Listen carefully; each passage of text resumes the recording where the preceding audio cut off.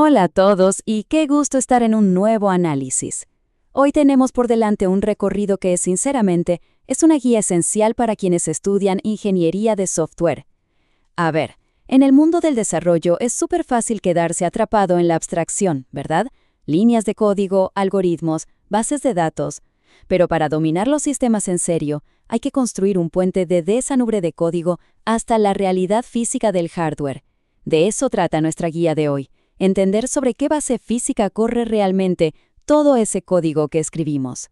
Seguramente más de un estudiante de programación o gestión de bases de datos ha sentido algo de escepticismo al ver electrónica en su plan de estudios. Es súper normal preguntarse, pero bueno, ¿por qué necesito entender de cables y circuitos si lo mío es la nube y las sentencias lógicas? Y oigan, es una duda muy válida. La respuesta corta es que hay una diferencia enorme entre alguien que solo escribe código y alguien que de verdad soluciona problemas desde la raíz. Justamente, si miramos el programa de estudios de la UAPA, el objetivo está clarísimo: identificar las causas de problemas en los sistemas informáticos. Y es que la verdadera optimización, el poder diagnosticar fallas complejas, requiere saber qué pasa debajo del capó, por así decirlo.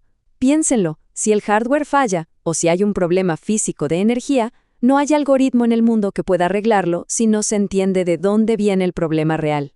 Entonces, nuestro mapa de ruta de hoy incluye 5 puntos clave. Primero, el hardware para el ingeniero. Luego, hablaremos de corriente y componentes pasivos. En tercer lugar, los transistores como cerebros del sistema. Pasaremos a la lógica digital y poetas. Y finalmente, cerraremos con la solución de problemas reales. Empecemos entonces con el primer punto, el hardware para el ingeniero. Para arrancar, tenemos que dejar muy clara la diferencia entre los sistemas analógicos y los digitales. Verán, los sistemas analógicos procesan la información tal cual se da en la naturaleza, de manera continua, superfluida. Por el contrario, los sistemas digitales procesan la información en pasitos, de forma discreta o fragmentada. Y bueno, hoy en día la electrónica digital está arrasando, incluso en áreas que antes eran 100% analógicas. ¿La razón? El diseño es mucho más simple, el tiempo de desarrollo es menor y, claro, abarata muchísimo los costos. Visualmente, la diferencia salta a la vista. Una señal analógica es como una curva suave y continua. Imaginen una onda de sonido o la temperatura ambiente. El detalle es que las computadoras no pueden entender eso directamente. Necesitan conversores, algo que transforme esa onda suave en una línea escalonada, en pasos concretos. Esa es la señal digital. Esas transiciones marcadísimas son literalmente las que permiten que los programas interpreten el mundo exterior. Bien, pasemos a nuestra segunda sección, corriente y componentes pasivos. Para entender la electrónica sin enredarnos demasiado, no hay nada mejor que la clásica analogía del agua. Imaginen que el cableado de una compu es una red de tuberías. El voltaje sería ni más ni menos que la presión del agua, esa fuerza que empuja, mientras que la corriente es el agua misma fluyendo por el tubo. Así de simple. Si no hay presión, el agua se queda quieta. Si no hay voltaje, los electrones simplemente no se mueven. Y siguiendo con el tema del agua, tenemos a uno de los componentes pasivos más importantes, el condensador.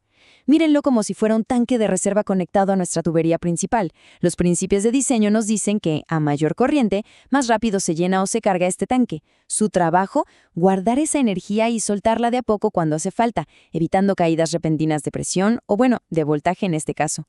Es absolutamente vital para que el equipo funcione de forma estable y no se esté reiniciando a cada rato por fallos eléctricos. Esto nos lleva directo a la sección 3, los transistores. Los verdaderos cerebros del sistema. Para entender cómo funciona el hardware moderno, hay que hablar sí o sí de los semiconductores. Estos materiales, casi siempre de silicio, en su estado natural son aislantes, no conducen nada. Pero aquí entra la magia. A través de un proceso que llamamos dopaje, se les meten ciertas impurezas. Esto crea dos tipos de materiales. El tipo P, al que le faltan electrones, creando como huecos, y el tipo N, que tiene unos cuantos electrones de sobra. Esa mezcla tan precisa es la que nos da un control absoluto sobre hacia dónde va la electricidad. Y ese control es justamente lo que hace posible al famoso transistor de unión bipolar. Si volvemos a las tuberías, y el condensador era nuestro tanque de agua, el transistor es como una válvula inteligente. Tiene 3 patitas o terminales, y usa una pequeña señal para decidir si deja pasar el flujo de energía o lo bloquea por completo y en una sola dirección. Esta válvula, controlada electrónicamente, es literalmente la responsable de crear esos famosos unos y ceros del mundo digital.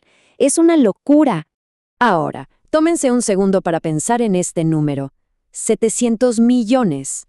Sí, un procesador moderno, tipo un Intel Core i7, puede tener más de 700 millones de estos transistores microscópicos en su interior. Es alucinante, de verdad. Piensen que cada software, cada pedacito de código elegante que escribimos, depende de que cientos de millones de estos interruptores físicos se apaguen y enciendan a la perfección, miles de millones de veces por segundo. Vamos con la sección 4, lógica digital y puertas. Todo esto se sostiene sobre una base matemática fundamental, el álgebra de Boole.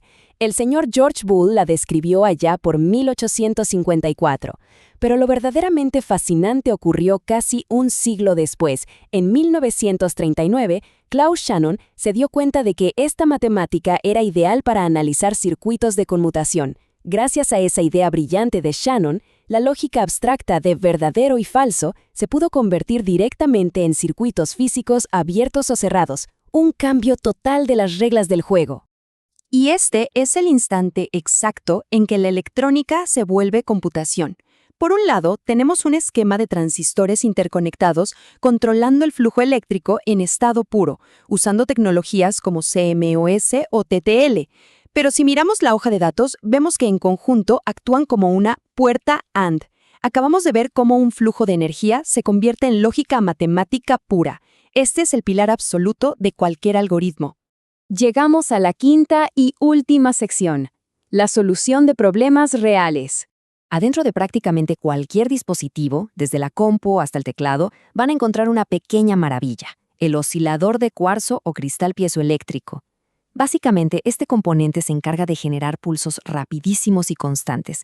En términos sencillos, es el marcapasos o el latido de la máquina. Cada instrucción que ejecute el software está amarrada al ciclo que dicta este pequeño reloj físico. Es lo que mantiene a todo el equipo marchando al mismo compás. Entonces, ¿por qué importa esto en la vida real de TI? Bueno, cuando un profesional entiende el rol de un oscilador, ya no tiene que andar adivinando si una pantalla congelada es culpa de un bug en el código. Puede diagnosticar fallas profundas a nivel de la placa base, porque sabe perfectamente que si el reloj físico deja de latir, no hay parche de software que valga. El sistema simplemente no va a arrancar. Y pasa exactamente lo mismo con las fuentes de poder. Conocer sobre amplificadores operacionales y fuentes conmutadas es súper clave. Las fuentes modernas no solo entregan energía, usan transistores para ajustar los voltajes de manera dinámica y corregir cualquier bajón. Para alguien en soporte o ingeniería, saber esto significa poder detectar si un sistema inestable sufre de mala alimentación eléctrica, y así se evita formatear y reinstalar un sistema operativo entero por error. Para ir resumiendo, cuando un estudiante de ingeniería de software domina estas bases físicas, de repente deja de estar solo en la superficie, gana habilidades que valen oro, aprende a diagnosticar fallas de hardware sin dudar, entiende cómo respira la máquina energéticamente y aplica toda esta lógica física para resolver misterios que volverían locos a los que solo saben de código. Definitivamente esto crea profesionales mucho más completos. Y para cerrar esta guía, los dejo con esto. A medida que seguimos fabricando transistores cada vez más y más diminutos, estamos chocando de frente contra límites físicos insuperables en cuanto a tamaño. La gran pregunta es, ¿cómo van a obligarnos estas barreras inquebrantables de la electrónica a cambiar drásticamente la forma en que escribimos y optimizamos el software del mañana? Es un recordatorio increíble de ese lazo definitivo e irrompible entre el código que creamos y el núcleo físico sobre el que vive. Nos vemos en el próximo análisis.